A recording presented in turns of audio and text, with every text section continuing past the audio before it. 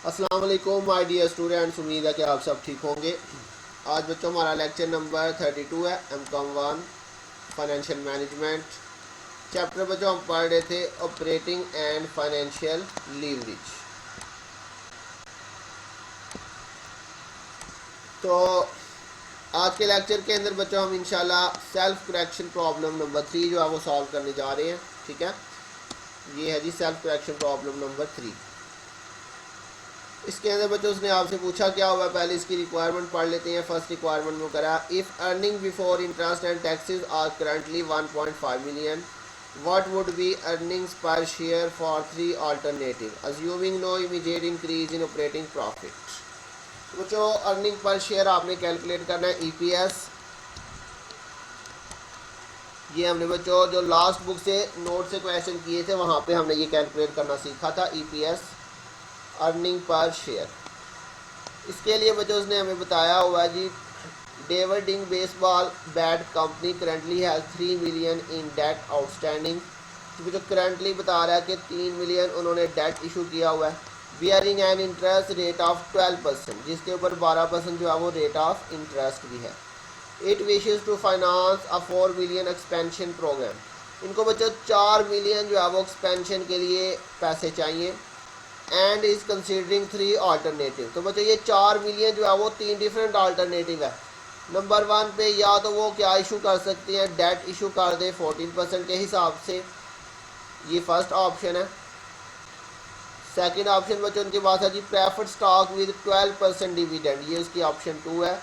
And the sale of common stock 16 पर share option 3। ये 3 option है बच्चों, या तो वो डेट इशू कर सकते हैं या प्रेफर्ड स्टॉक या फिर वो कॉमन स्टॉक इशू कर सकते हैं।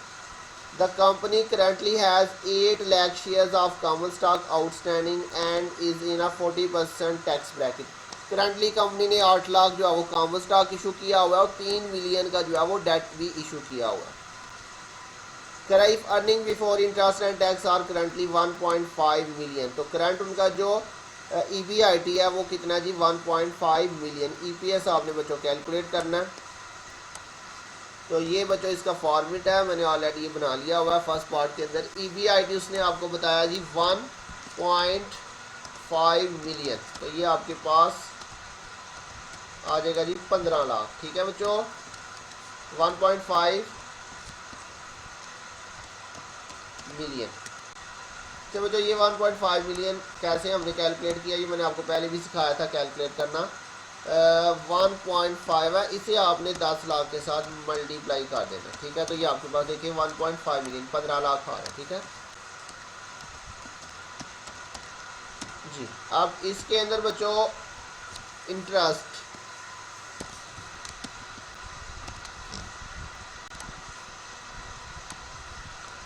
अच्छा बच्चों एक तो जो डेट है वो उसने पहले से इशू किया हुआ है। ये बच्चों देखिए 3 मिलियन डेट जो है वो ऑलरेडी आउटस्टैंडिंग है, मतलब 3 मिलियन का डेट उसने ऑलरेडी इशू किया हुआ है। ठीक है बच्चों, तो ये 3 मिलियन के ऊपर कितने परसेंट इंटरेस्ट है बच्चों, 12%। ये 3 मिलियन के ऊपर 12% इंटरेस्ट। तो वो जो ये 3 मिलियन के ऊपर 12% इंटरेस्ट, ये तो सब में आएगा। ठीक है, तीनों ऑप्शन के अंदर, क्योंकि ये ऑलरेडी आउटस्टैंडिंग है। तो 3 मिलियन के ऊपर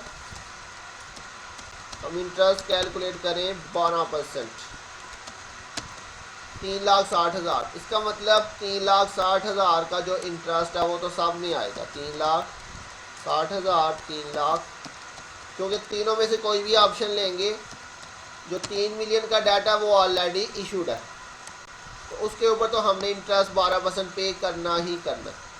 लेकिन बच्चों अगर हम सेलेक्ट करते हैं कौन सी ऑप्शन, ऑप्शन नंबर फर्स्ट, तो इसमें हम मज़ीद जो है ना वो डेट इशू करेंगे।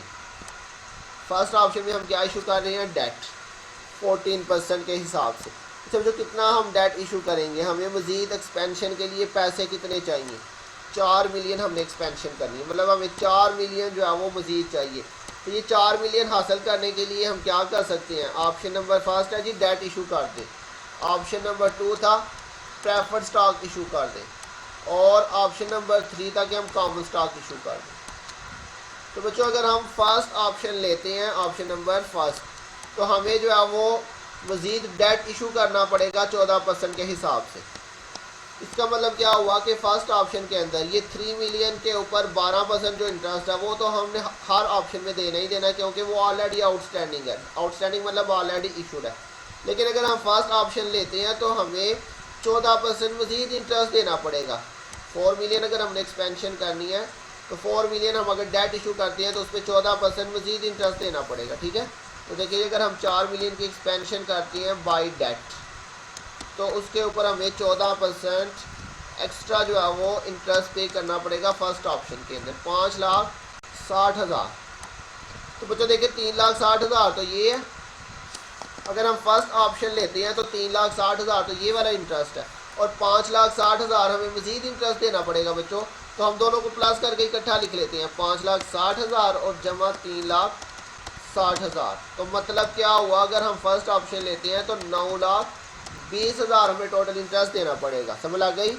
ये 3,60,000 ये तो हमें हर केस में पे करना पड़ेगा, लेकिन फर्स्ट ऑप्शन में हमने अगर डेट इशू किया तो क्या करना पड़ेगा, हमें जो है वो 4 मिलियन के ऊपर 14%, ये देखिए 4 मिलियन पे 14% हमें एक्स्ट्रा जो है वो इंटरेस्ट पे करना पड़ेगा फर्स्ट ऑप्शन के अंदर।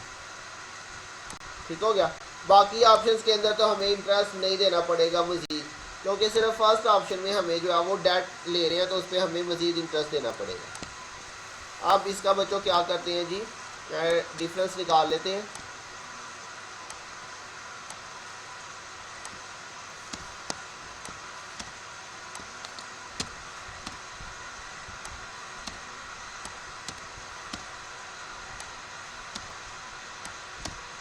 अच्छा जी बच्चों, टैक्स उसने हमें बताया था 40%। टैक्स रेट कितना बच्चों? 40%। तो ये जो आपके पास अर्निंग आई है इसी के ऊपर आपने बच्चों क्या लेना है जी, इन सब के ऊपर 40% आपने टैक्स लेते जाना। ठीक है, इसी के ऊपर 40% आपने टैक्स लेना बच्चों। ठीक है, वो आप कैलकुलेटर से निकाल लीजिएगा, मैं यहाँ से निकाल देता हूँ। 5,80,000 है, इसके ऊपर 40/100 तो 2,32,000 ये हमें टैक्स देना पड़ेगा। ठीक है बच्चों,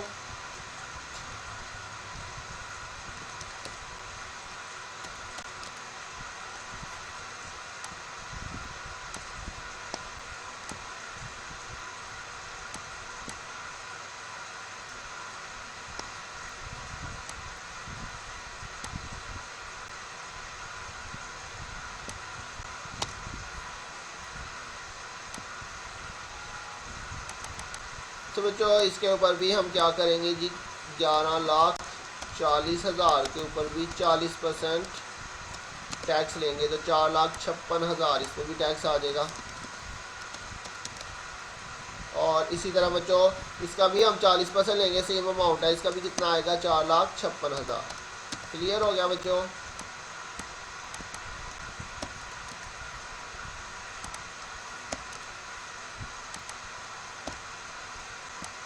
तो इनका फिर से बच्चों डिफरेंस निकालते हैं। ये हमारे पास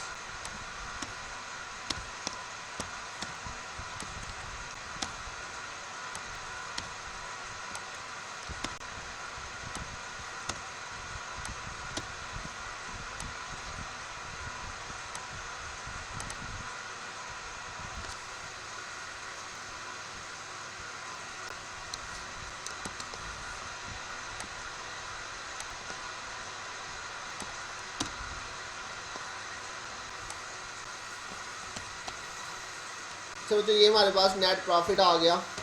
अब नेट प्रॉफिट के बाद नेक्स्ट हमने क्या माइनस करना है बच्चों, प्रेफर्ड डिविडेंड। क्योंकि हमने ईपीएस निकालना है, ईपीएस के लिए मैंने आपको बताया था हमें प्रेफर्ड डिविडेंड भी माइनस करना पड़ेगा। तो बच्चों प्रेफर्ड डिविडेंड जो है वो हम कौन से ऑप्शन के अंदर जाके माइनस करेंगे? देखिए करंटली हमने सिर्फ जो है वो डेट इशू किया हुआ है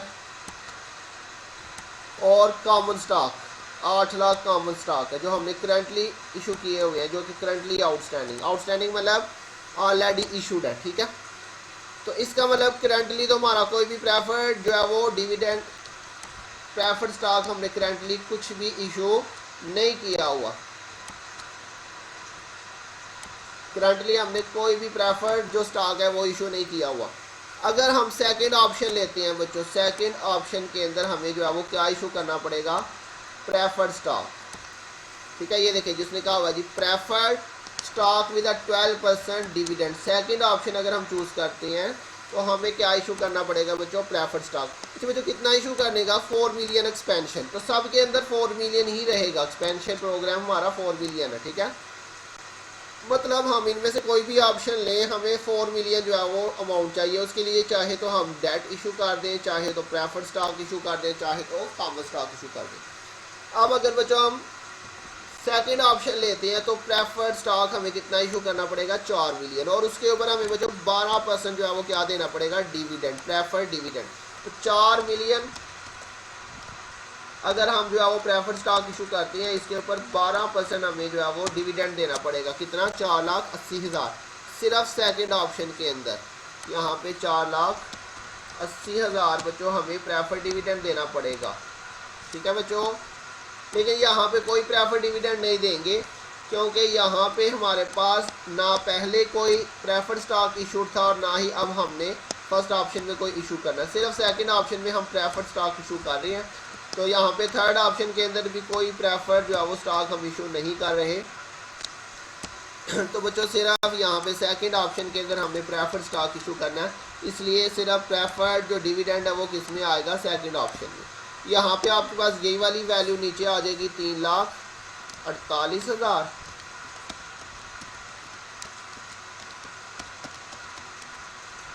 यहाँ पे बच्चों ये माइनस कर देंगे, इन दोनों का डिफरेंस आ जाएगा आपके पास, कितना आ गया जी, 2,04,000। और इधर भी बच्चों आपके पास यही वाला टोटल आ जाएगा, 6,84,000। तो ये बच्चों हमारे पास earnings available to common stock holder आ गया, ठीक है।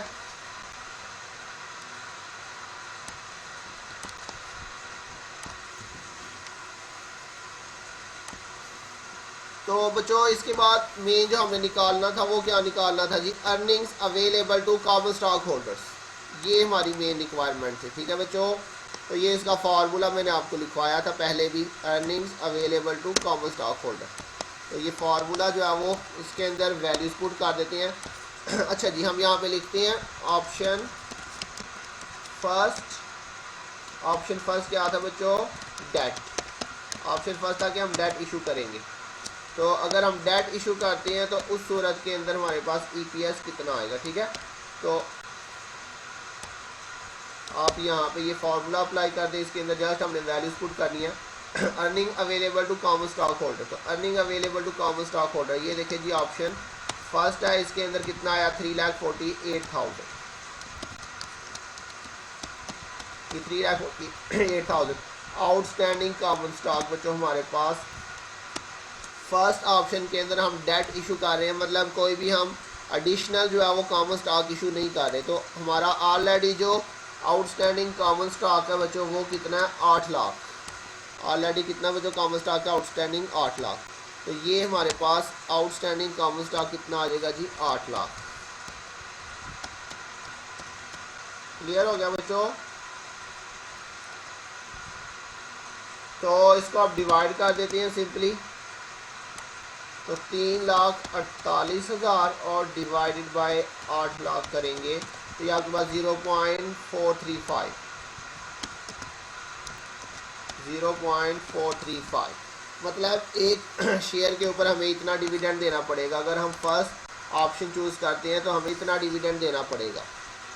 और अगर हम चूज़ करते हैं बच्चों second option, option number 2, option number 2 में क्या था बच्चों, प्रेफर्ड स्टॉक।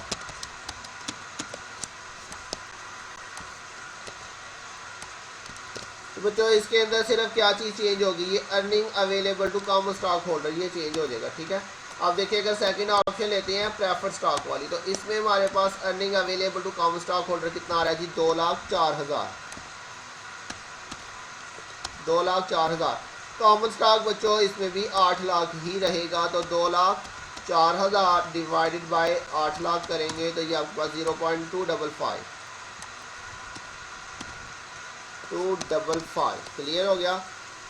सॉरी मैंने ये फर्स्ट में ही अमाउंट पुट कर दी, दोबारा से सेकंड में बच्चों पुट करनी थी। चले ऐसे करते हैं, इसको मैं यहाँ से नीचे ले आता हूँ बच्चों,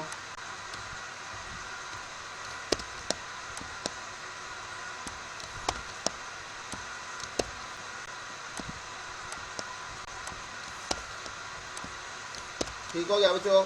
तो अगर हम प्रेफर्ड स्टॉक इशू करें तो हमें इतना डिविडेंड देना पड़ेगा, और अगर हम जो है वो कॉमन स्टॉक इशू करें बच्चों, ऑप्शन नंबर 3 कॉमन स्टॉक, अगर हम कॉमन स्टॉक इशू करें तो फिर हमें कितना जो है वो ईपीएस देना पड़ेगा। इसके अंदर अब बच्चों हम थर्ड वाला कॉमन स्टॉक लेते हैं। थर्ड वाला हमारे पास कॉमन स्टॉक कितना आ रहा है जी, ये देखिए जी, ये हमारे पास थर्ड ऑप्शन है कॉमन स्टॉक। अगर कॉमन स्टॉक इशू करते हैं तो कितना जी आ रहा है 6,84,000, ये हमारे पास 6,84,000 अर्निंग आ जाएगी। अच्छा बच्चों, अब कॉमन स्टॉक हमारा यहाँ पे चेंज हो जाएगा। ये 8 लाख तो हमारा ऑलरेडी इशू है, तो अगर बच्चों हम जो है वो थर्ड ऑप्शन लेते हैं तो इसमें हमें बच्चों मजीद जो है वो कॉमन स्टॉक इशू करना पड़ेगा। कितना हमें कॉमन स्टॉक इशू करना पड़ेगा, $4 मिलियन का। लेकिन हमें नीचे चाहिए कॉमन स्टॉक शेयर्स के अंदर, ठीक है। ये 4 मिलियन तो इसकी अमाउंट है, हमें जो है वो कॉमन स्टॉक 8 मिलियन जो है वो पहले से इशूड है। अगर हम थर्ड ऑप्शन लेते हैं तो हमें $4 मिलियन का मजीद जो है वो कॉमन स्टॉक इशू करना पड़ेगा। अब बच्चों 4 मिलियन का जो कॉमन स्टॉक है उसके नंबर ऑफ शेयर्स अगर बनाएं तो वो कैसे बनेंगे। देखिए 4 मिलियन और एक शेयर जो है वो कितने का, ये लिखा हुआ है 16 कॉमन स्टॉक। एक शेयर जो है वो पर शेयर कितना है 16, हम इसको 16 पे डिवाइड कर दें, इसका मतलब हमें मजीद जो है वो 2,50,000 कॉमन स्टॉक इशू करना पड़ेगा। अगर हम थर्ड ऑप्शन लेते हैं तो हमें कितना बच्चों कॉमन स्टॉक मजीद इशू करना पड़ेगा। मैं यहाँ पे आपको इसकी वर्किंग कर देता हूँ।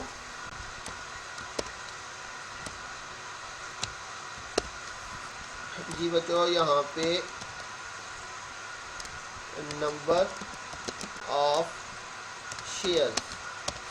शेयर्स निकाल लेते हैं बच्चों। वो कैसे, उसकी टोटल वैल्यू उसने हमें बताई है। एक्सपेंशन कितनी हमें करनी पड़ेगी, 4 मिलियन की हमें एक्सपेंशन करनी है, और एक शेयर जो है वो कितने का बच्चों, $16 का। तो इसको हम डिवाइड करें बच्चों तो कितने बच्चों शेयर्स बननी है, 2,50,000 जो है वो हमें मजीद शेयर इशू करने पड़ेंगे।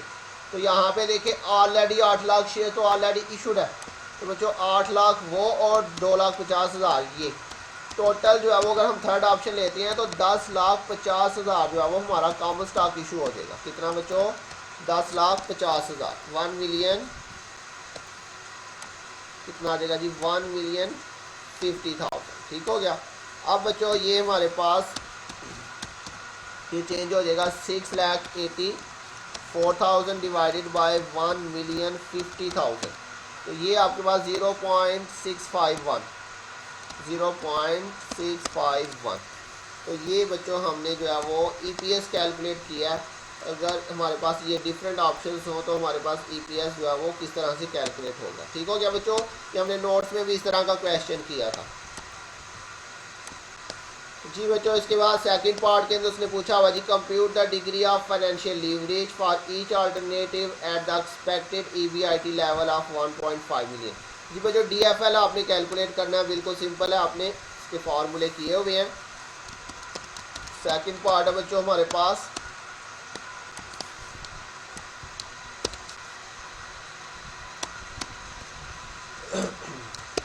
क्या बच्चों इसमें कैलकुलेट करना है हमने जी, डीएफएल। तो डीएफएल का बच्चों फार्मूला आपको याद है, हमारे पास क्या था, EBIT over EBIT minus interest minus, जी बच्चों याद है आपको, हमने यहाँ पे फार्मूला लगाया था इसका,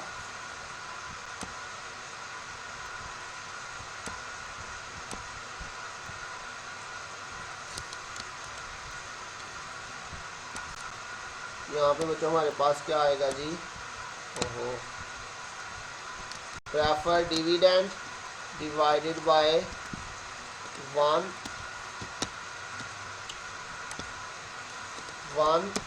माइनस टैक्स।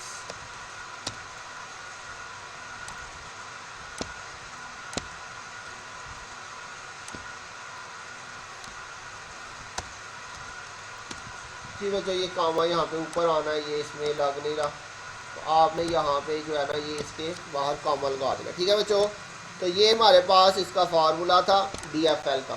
अब इसके अंदर बच्चों तीनों ऑप्शन से आपने ये करना। ठीक है, फर्स्ट अल्टरनेटिव या option number first, option number 1। अगर ऑप्शन नंबर 1 लेते हैं तो DFL कितना आएगा हमारे पास, तो EBIT बच्चों ने हमें बताया 1.5 मिलियन आपने लेना। चारों केसेस के अंदर हमारे पास EBIT कितना जी 1.5 मिलियन। ठीक हो गया, ये इधर भी आ जाएगा 1.5 मिलियन। अच्छा बच्चों, फर्स्ट ऑप्शन के अंदर अब आप सीधा सीधा यहाँ से जाके इसकी जो है ना वो अमाउंट उठा लें। ये देखिए फर्स्ट ऑप्शन है, फर्स्ट ऑप्शन के अंदर इंटरेस्ट कितना आ रहा है जी 9,20,000। फर्स्ट ऑप्शन में इंटरेस्ट बच्चों कितना आ रहा है जी हमारे पास, ये आज मैंने बताया था अमाउंट ऑफ इंटरेस्ट 9,20,000। और फर्स्ट ऑप्शन में बच्चों अगर आप देखें तो आपके पास प्रेफर डिविडेंड जो है वो ज़ीरो है, कोई प्रेफर डिविडेंड नहीं, तो आपके पास यहाँ पे प्रेफर डिविडेंड जो है वो कितना आ जाएगा 0। ठीक हो गया बच्चों, ये प्रेफर डिविडेंड जो है ये 0 है, इसको लिखने की ज़रूरत नहीं, यहाँ पे सिंपल ये आ जाएगा। तो ये आपके पास इसको सॉल्व कर ले, 1,05,00,000 में से माइनस करेंगे 9,20,000, 5,80,000 आ गया। तो इसको जो है वो आप डिवाइड कर देते हैं 5,80,000 के ऊपर, तो ये आपके पास 2.6 क्या बच्चों आ रहा है जी 2.6, इसको आप कर सकते हैं। ठीक हो गया, तो इसी तरह से बच्चों अब आपने ऑप्शन 2 और 3 का भी करना है।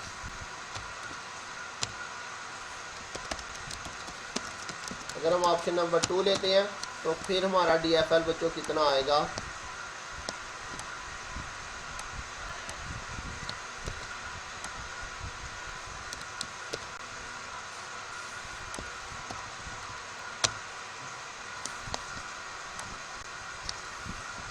EBIT बच्चों हमारे पास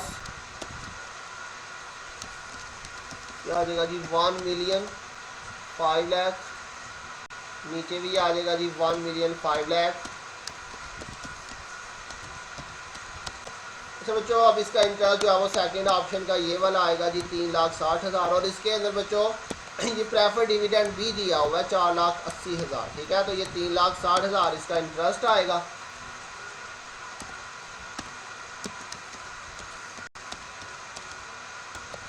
और प्रेफर डिविडेंड भी बच्चों इसमें कितना आएगा जी 4,80,000, ये सेकंड ऑप्शन में प्रेफर डिविडेंड भी आ रहा है। ठीक है, तो ये आएगा जी 4,80,000 इसका प्रेफर डिविडेंड।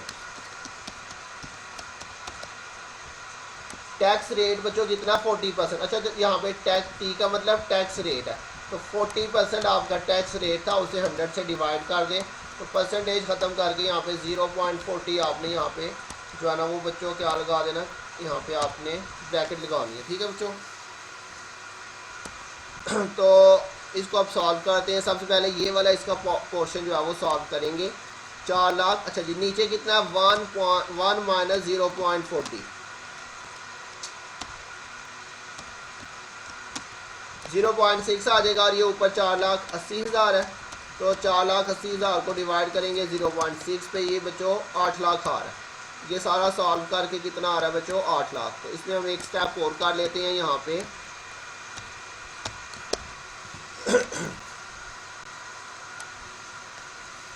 ये वाला बच्चों पोर्शन सारा सॉल्व करके आपके पास 8 लाख आ रहा है। ठीक है, कितना आ गया बच्चों 8 लाख। अब ये सारा बच्चों सॉल्व करते हैं नीचे से, तो 15 लाख में से माइनस करेंगे एक तो 3,60,000 और माइनस 8 लाख, तो 3,40,000 बच्चों ये नीचे आ जाएगा। ठीक है, तो ऊपर 15 लाख है, इसको डिवाइड करेंगे 3,40,000 पे, तो ये 4.4 यहाँ पे कितना आ रहा है 4.4, ये आपके पास DFL आ जाएगा। और इसी तरह से बच्चों ऑप्शन नंबर 3 है हमारे पास। ऑप्शन नंबर 3 के अंदर बच्चों हमने फिर से जो है वो DFL निकालना है।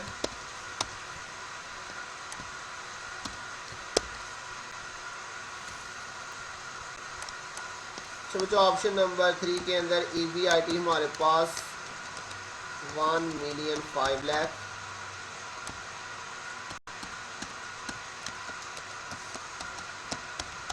और इंटरेस्ट बच्चों आपने यहाँ पे ये थर्ड ऑप्शन है, इसके अंदर इंटरेस्ट आप देखें तो ये आ रहा है 3,60,000 और प्रेफर डिविडेंड इसमें भी नहीं आ रहा।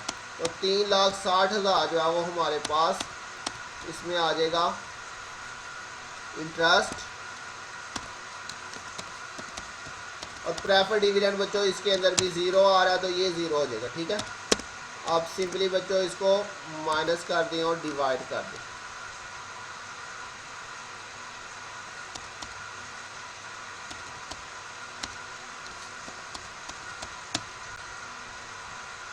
तो ये बच्चों आपके पास 15 लाख माइनस 3,60,000 और ऊपर 11,40,000 आ गया बच्चों।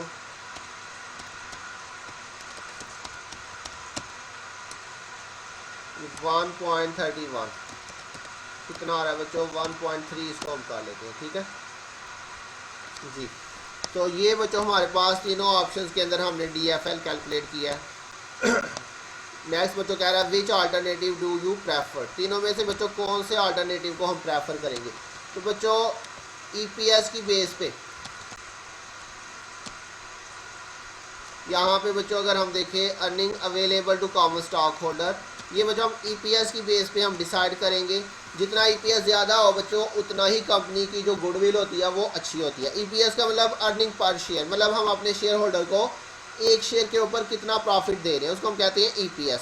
तो बच्चों देखिए अगर हम डेट इशू करते हैं तो एक शेयर पे कितना हम प्रॉफिट देंगे 0.435, जबकि अगर हम प्रेफर्ड स्टॉक इशू करें तो हम 0.25 जो है वो पर शेयर पे प्रॉफिट दे रहे हैं।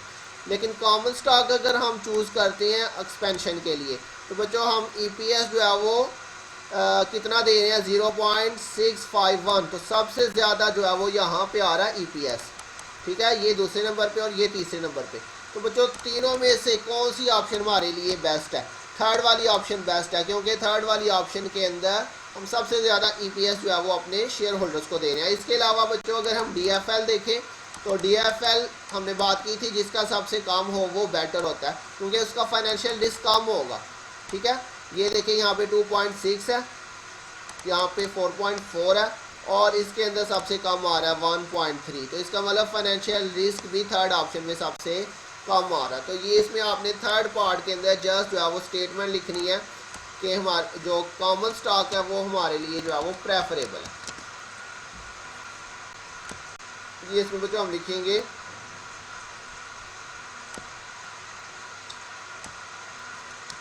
For the present EBIT common stock is clearly preferable, just ये आपने लिखना। ठीक है, तो उम्मीद है बच्चों आपको समझ आ गई होगी। अगर किसी पॉइंट की नहीं समझ आई तो बच्चों पूछ लीजिएगा। अपना ध्यान रखिएगा, इंशाल्लाह बहुत जल्द मिलेंगे नेक्स्ट लेक्चर के साथ। अब तक के लिए अल्लाह हाफिज़।